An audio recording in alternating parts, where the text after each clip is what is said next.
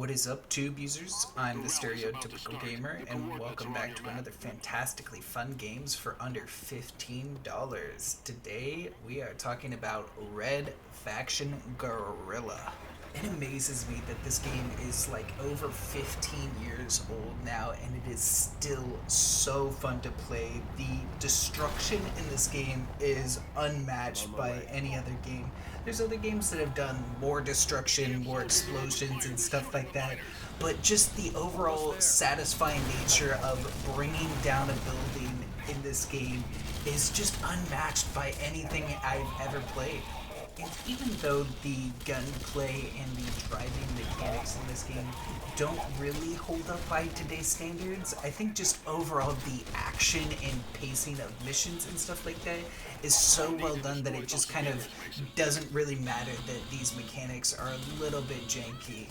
And overall, I really enjoyed the story of this game. There are some things that I don't like about it, and we'll get into that in a little bit, but overall I think it is a pretty well-told story.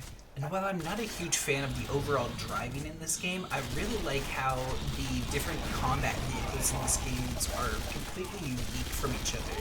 Like the different weapons that they have and just how you're able to transition from using the weapons to like actually getting in the turret and aiming it down. It feels really smooth overall, and I really like the vehicle combats in this game. And the sledgehammer in this game may be one of my favorite weapons of all time in all of gaming. It is just so satisfying not only to just smack down enemies and see them go flying off, but to just break down a building with just a sledgehammer, or be like the Kool-Aid man and just break through a wall that you need to get through. It is so satisfying to use each and every time. And overall, I really enjoy most of the missions in this game. I think the only kind of side missions that I don't really like doing is the like hostage rescue missions, which are just like glorified escort missions, which I just don't find those fun in any game ever. So, but other than those, the missions in this game are all really fun, and I just really enjoy the uniqueness of each of them and the overall pacing of them. And I mean, the destruction in this game is the best part, and I think everything in this game is basically destructible, other than like the terrain, obviously, and I think like your home bases and stuff. Every single building out there is destroyable, and I just love how you'll get like supplies from just taking down little like crates and little bases that the enemies have, and just kind of slowly wearing them down by just destroying all of this areas that they have. It is just so fun to go around and just knock down a couple buildings while you're on your way to a mission. And even for the base price of this game of $20, I think this game is still worth it. It still holds up incredibly well. But this series is fantastically fun games for under $15.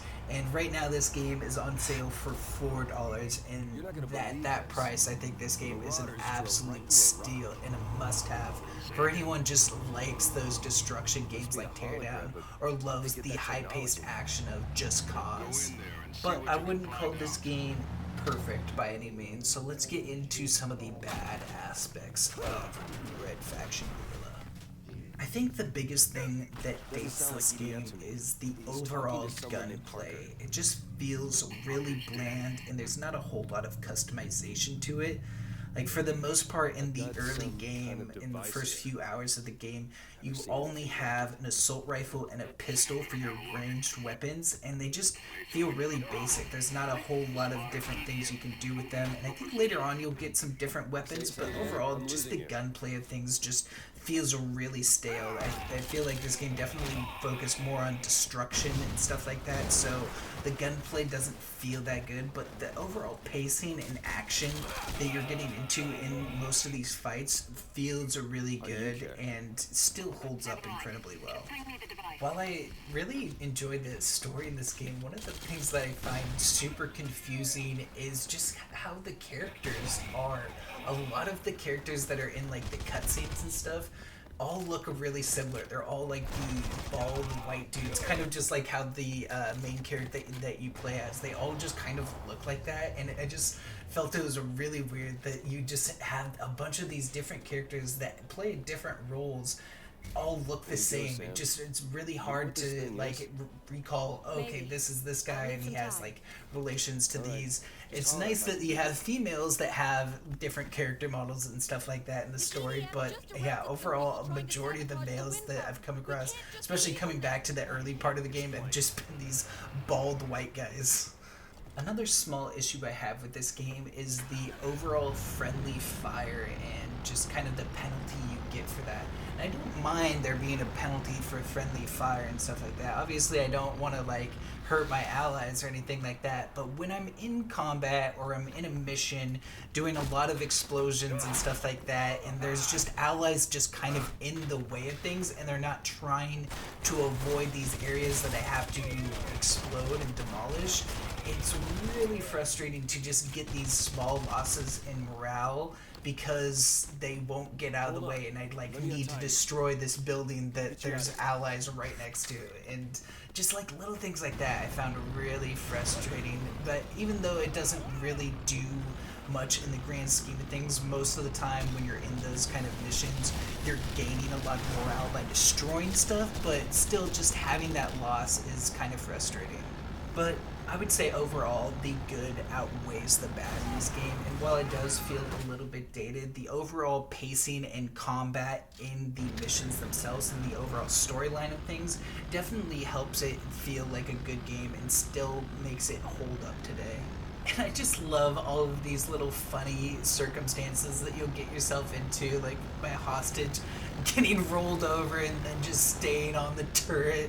It was so great. I wish he didn't despawn, but I laughed so hard when that happened. It was so great. And there's just so many times that little things like that will happen that are just so hilarious.